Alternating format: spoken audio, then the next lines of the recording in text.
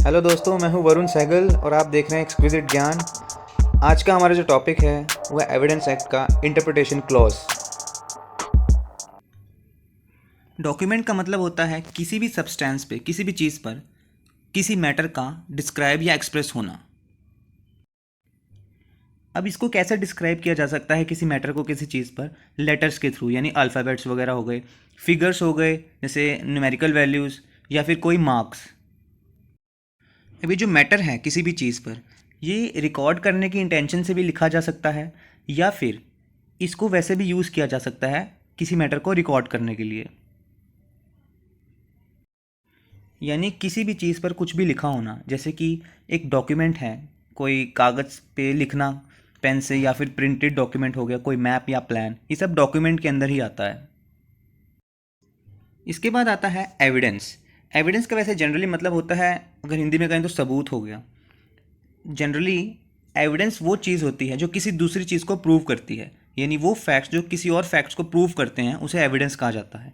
जो एविडेंस है ये लैटिन वर्ड से है एविड्रा, जिसका मतलब होता है किसी चीज़ को प्रूव करना। अब एविडेंस एक्ट के हिसाब से क्या है, जो स्टेटमेंट्स विटनेसेस कोर्ट में देते हैं उसे एविडेंस कहा जाता है, जैसे कि ओरल एविडेंस कहा जाएगा इसे। और ये स्टेटमेंट्स किसी मैटर ऑफ फैक्ट के रिगार्डिंग होती है। मैटर ऑफ फैक्ट का मतलब होता है वो फैक्ट जो कि एविडेंस के थ्रू प्रूव किया जा सकता है।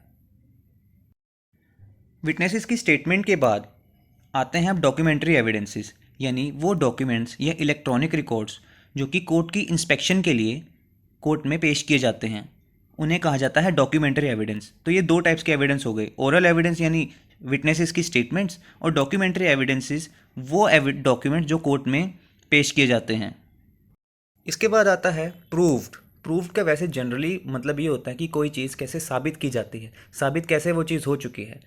अब एविडेंस एक्ट की डेफिनेशन के हिसाब से प्रूव का मतलब होता है एक फैक्ट को तब प्रूव मान लिया जाता है जब कोर्ट उसकी एग्जिस्टेंस में विश्वास कर लेता है, जब कोर्ट को लगता है कि हाँ वो फैक्ट सचमुच में एग्जिस्ट करता है, या फिर कोर्ट को ये लगता है कि किसी प्रूडेंट मैन की नज़र में वो फैक्ट सचमुच में एग्जिस्ट करता है उसके हिसाब से, तो उस फैक्ट को प्रूव मान लिया जाता है।